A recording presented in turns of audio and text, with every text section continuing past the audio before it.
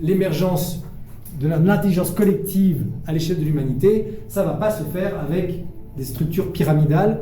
Et ces structures décentralisées en réseau, c'est ce que permet ces technologies blockchain.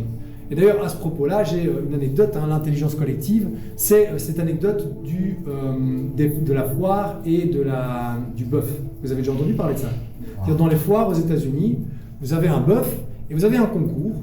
Vous devez payer, vous essayez de deviner le poids du bœuf. Là, vous avez des milliers de citoyens qui parient, qui disent il fait 2500 kg ou 2126 kg,3, etc. Alors, il y a toujours évidemment quelqu'un qui est au plus proche, mais ce qu'on a constaté, qui est super intéressant, c'est quand vous faites la somme de tous les paris et que vous en faites la moyenne, on atterrit quasi pile poil au poids exact du bœuf. Mais donc, c'est de se dire qu'il y a une intelligence dans le collectif humain en tant que collectif. Maintenant, il faut le faire surgir.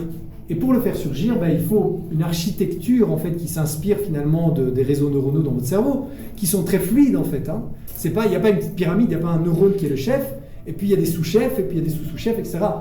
Il y a vraiment une structure qui est décentralisée, avec des liens qui se font, se défont, en fonction des besoins de votre apprentissage. Mais ce n'est plus linéaire, en fait. Ce n'est plus du tout linéaire.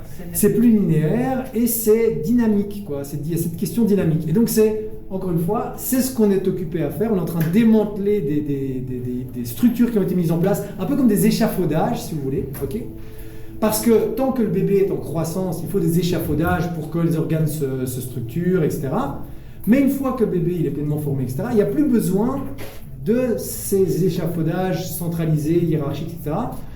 Et il n'y a plus cette croissance linéaire et constante et stable.